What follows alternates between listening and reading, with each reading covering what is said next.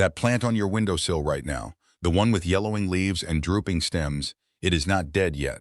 But if you keep doing what you are doing, it will be by the end of the week. And the worst part?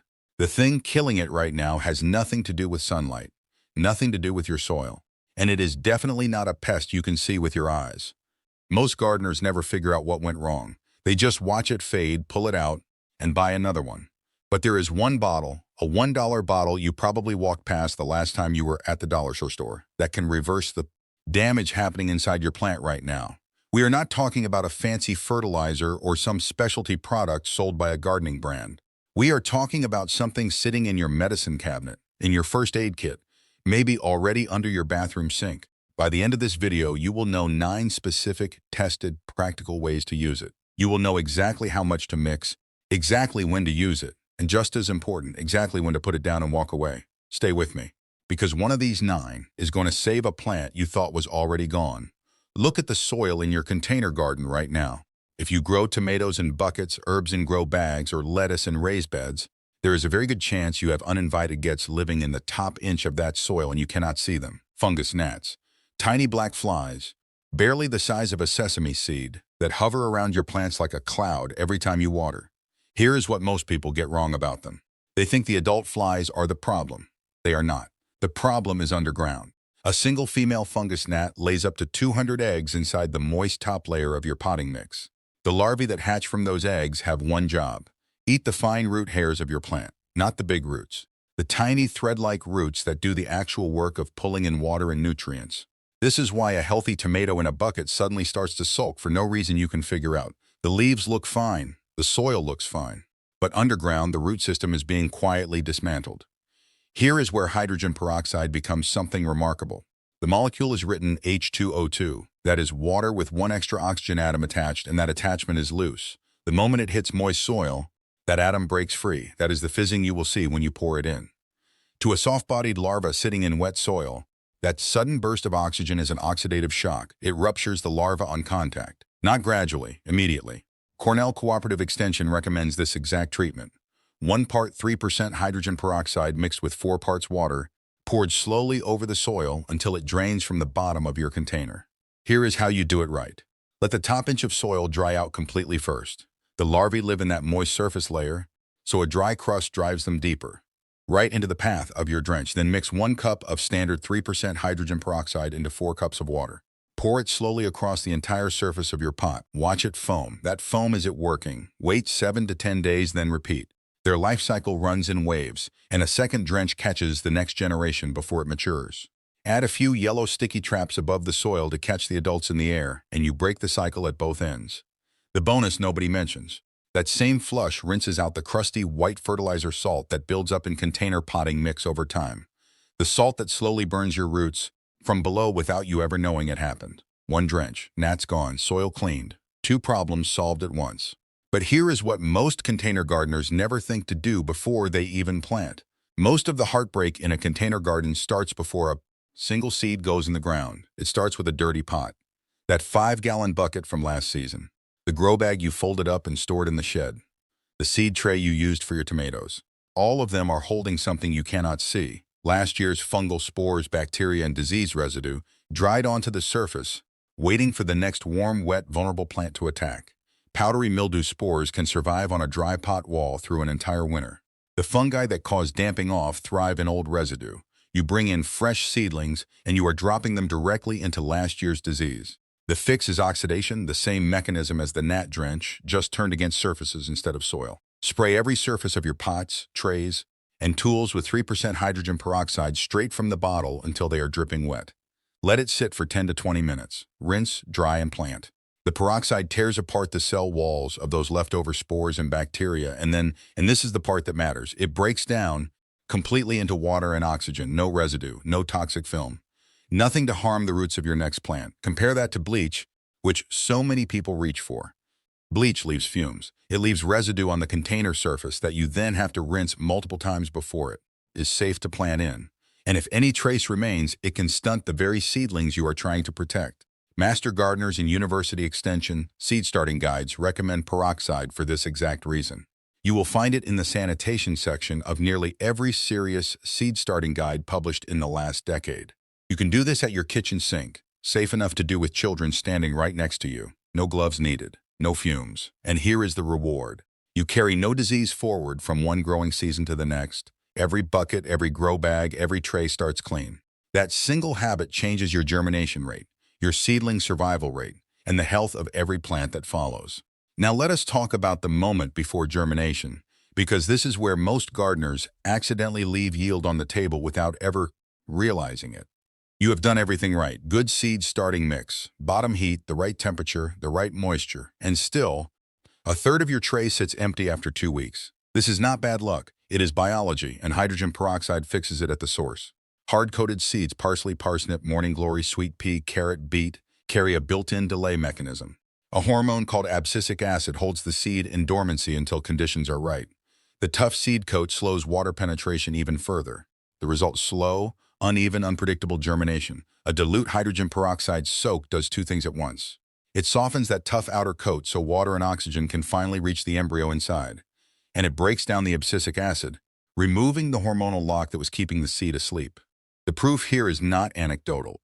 Researchers at the USDA Agricultural Research Service, in a study published in Frontiers in Plant Science in 2022, found that soaking sugar beet seeds in a peroxide solution improved germination by more than 70% compared to plain water. Similar gains have been documented in barley, corn, wheat, peas, beans, and sunflowers. The recipe is simple. 1 teaspoon of 3% hydrogen peroxide in 1 cup of water. Drop your seeds in and let them soak for 2 hours. For the notoriously slow ones, parsley, morning glory, sweet pea, leave them overnight. Then plant exactly as you normally would. The result is what every food grower wants in spring. Faster sprouting, stronger early seedlings, and a tray with almost no empty cells. If you start tomatoes, peppers, and onions indoors weeks before your last frost, and most of us in cooler climates have to, this is how you get every seed in the packet to count.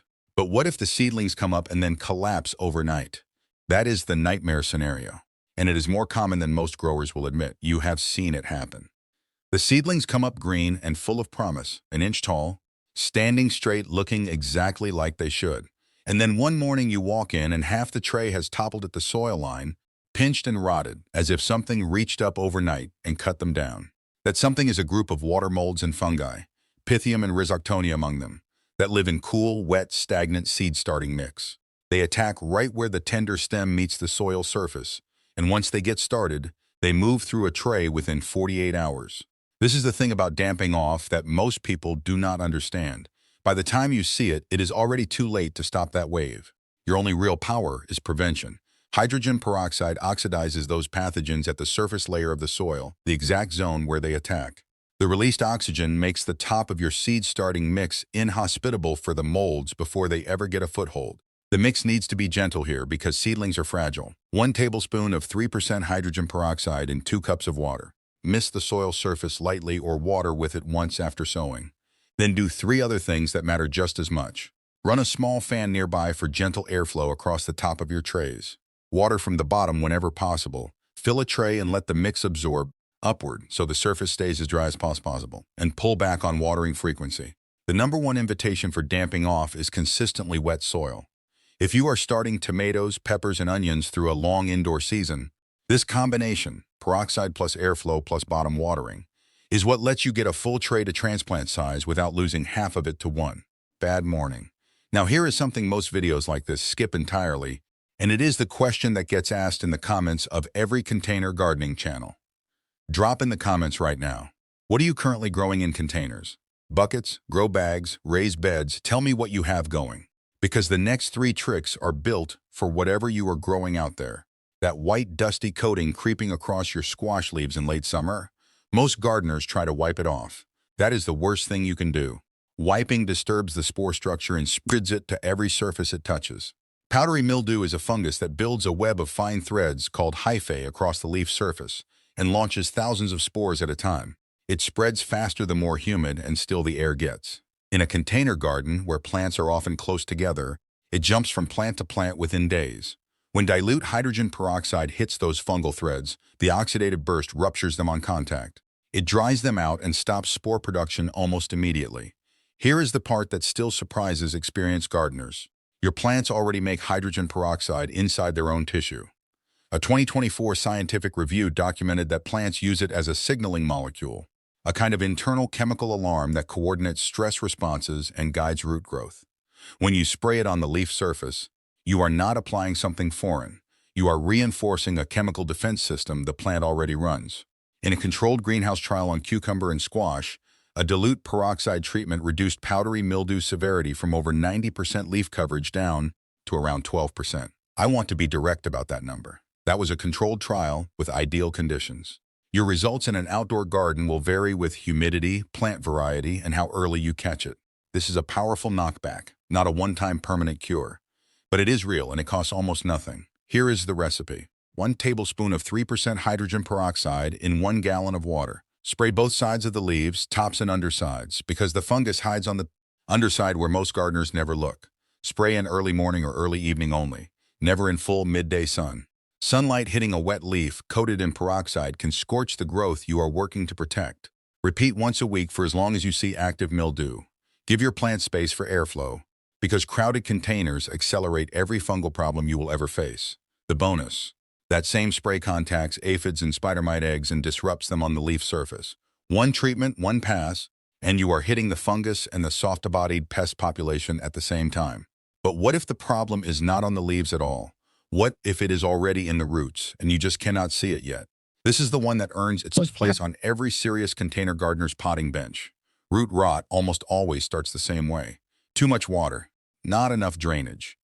The soil goes airless and waterlogged, and in that oxygen-starved environment, water molds like Pythium, Phytophthora, and Fusarium move in fast. They turn healthy white roots into brown, slimy mush, and up top, the plant shows exactly the wrong symptoms. It wilts and yellows even though the soil is soaking wet, which fools most growers into watering more. The mechanism that makes peroxide effective here is the same one from the very first trick. When it breaks down in the root zone, it oxidizes those water molds directly, and at the same moment it floods oxygen back into the suffocating soil, giving whatever healthy roots remain a fighting chance to breathe and begin recovering. Here is how you do the rescue. Slide the plant out of the container. Rinse the roots gently under cool water and cut away every soft, brown, mushy root with clean scissors. Keep only the firm, pale, healthy ones, even if that means cutting away most of what is there. Mix 1 part 3% hydrogen peroxide with 2 parts water, giving you a gentle 1% solution. Soak those trimmed roots for 15 to 20 minutes, no longer. Then repot immediately into fresh, dry potting mix inside a clean container that has drainage holes at the bottom. Here is the honest truth about this rescue. Peroxide buys your plant time. It knocks back the rot and gives the surviving roots a clean environment to recover in. But it cannot fix the habit that caused the problem. If you go back to watering on the same schedule that drowned it the first time, you will be back in the same situation in 6 weeks. Save the plant today. Then change the watering approach permanently. Those two things together are the only real cure for root rot. Here's the part that most gardening channels rush past, because the next situation looks completely different from root rot, but it is almost as dangerous. Sometimes a container plant is not diseased. It is just suffocating. The potting mix has packed down over a growing season. Water sits on the surface for minutes before it even starts to sink in. The roots are gasping. The leaves go pale and droop for no reason you can see from the outside. This is called anaerobic soil. No oxygen, no microbial life, no gas exchange. It is the exact condition that root rot is sitting and waiting to exploit. But the rot has not started yet. A light peroxide drench at this stage can stop that from happening. 1 tablespoon of 3% hydrogen peroxide in 1 cup of water, poured slowly over the surface of a pot that has already drained. The oxygen release loosens the compacted layer and reintroduces gas exchange into the root zone. Then let the container dry out fully before watering again. I will be honest with you here the way any experienced grower would be. If your container has no drainage holes, or if you are using a heavy soil mix that holds water like clay, peroxide is a temporary measure. It buys time while you sort out the real structural problem. Sometimes time is enough. Repot it properly, move it somewhere with better drainage, and the plant comes back on its own. The reward is visible within a day or two. That sad, drooping container on the windowsill standing back up once its roots can finally breathe again. Now here is a trick that almost no container gardening video ever covers. And if you are rooting cuttings or running any kind of water growing system, you need to hear this. More people are rooting cuttings in jars on their windowsills and growing lettuce, basil, and herbs in small water containers on the kitchen counter. It is one of the most satisfying ways to garden year-round with no outdoor space required. But there is an enemy living in warm, still water that most growers never account for. Oxygen-depleted water is a perfect breeding ground for Pythium, the same water mold behind root rot, plus the algae and gray-green biofilm that coats stems, roots, and glass in any stagnant container. That slime is not just ugly, it suffocates the developing roots you are trying to grow. When you add a small amount of hydrogen peroxide to the water, its breakdown raises the dissolved oxygen level directly. At the same time, it suppresses the pathogens and slows the biofilm growth at the root surface. A study on hydroponic lettuce documented both the rise in dissolved oxygen and the disinfectant effect in the root zone after peroxide application. The amounts are small. For a propagation jar, 1 teaspoon of 3% hydrogen peroxide per quart of water is enough. For a small reservoir or hydroponic container, growers use roughly 1 to 3 milliliters of 3% peroxide per gallon. Keep the water cool and out of direct sunlight. Warm, sunlit water accelerates every problem you are trying to avoid. Change the water regularly and add a fresh measure of peroxide each time. The reward: clearer water, far less brown slime on the stems, and cuttings that root faster and cleaner than in untreated water. Go light and mean it. A little does the job. Too much will stress the roots you are working to grow. And that brings us to the most important trick on this entire list. The one most channels skip because it does not feel like content. But it might be the one that saves you from a serious mistake. Here is something the gardening internet rarely tells you. Hydrogen peroxide does not know the difference between what you want to kill and what you want to keep. It is non-selective. It kills the beneficial bacteria and helpful mycorrhizal fungi that partner with your plant's roots right alongside the pathogens you were targeting. If you use it too often or too strong, you are stripping your soil's entire living ecosystem every time. If you keep fish in an aquaponic system, a heavy dose goes directly after them too, and it cannot fix chronic overwatering or poor drainage. If the real problem is a container with no holes or a heavy soil mix that never dries out, peroxide only masks the symptoms while the root cause keeps doing damage. Too strong a concentration burns roots. It scorches leaves. It does the opposite of everything you came here to do. So here is the discipline that makes all 9 tricks work the way they are supposed to. Always start from standard 3% hydrogen peroxide, the brown bottle from the pharmacy or dollar store, not 35% food grade or industrial grade. 35% undiluted causes serious chemical burns and belongs nowhere near bare hands or bare skin. Ever. Never mix peroxide with bleach. Never mix it with vinegar in a reservoir. These combinations form acids and reactive compounds far harsher than either ingredient alone. If you use compost tea, mycorrhizal inoculants, or any beneficial biology product in your containers, wait at least 7 days after a peroxide drench before applying them. Otherwise, you are paying for a product you will immediately destroy. And fix the watering first, always, before reaching for the bottle. Peroxide is a rescue tool, not a substitute for correct watering habits. That restraint, knowing exactly when not to use it, is what separates a gardener who gets results from one who keeps cycling through the same sick plants year after year. Step back and look at what you now have. 9 specific, practical uses for a single $1 to $3 bottle available at any pharmacy, dollar store, or grocery. But this was never really a list of 9 separate tricks. It is one molecule doing 3 jobs across the entire life of a container plant. Before any problem starts, sterilize your pots and tools, soak your seeds, protect your seedlings from damping off. That is prevention, cleaning the environment, and giving every plant the cleanest possible start. When a problem is already visible, drench the gnats out of your soil, spray the mildew off your leaves, flush oxygen back into waterlogged containers. That is treatment, knocking back active damage before it becomes irreversible.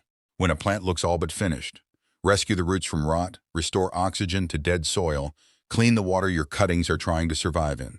That is revival, pulling something back from the edge when most gardeners would have already given up. And holding all of it together is the 9th trick. The discipline of knowing its limits, using it at the right strength, and understanding that it supports good growing habits but cannot replace them. Protect, treat, revive, and know when to stop. 1 bottle. From the day a seed goes into a container to the day you rescue a plant you were certain was gone. Here is what I want to know from you. Drop in the comments which of these 9 you are trying first, and tell me what plant you are trying to save right now. Be specific. I want to know exactly what is sitting on your windowsill or in your grow bags this very minute. And if you are growing food in containers, buckets, grow bags, raised beds, anything, and you are not subscribed yet, this is a good time to do that. Every week there is something practical and specific coming for exactly the kind of gardening you are already doing. Now go save that plant.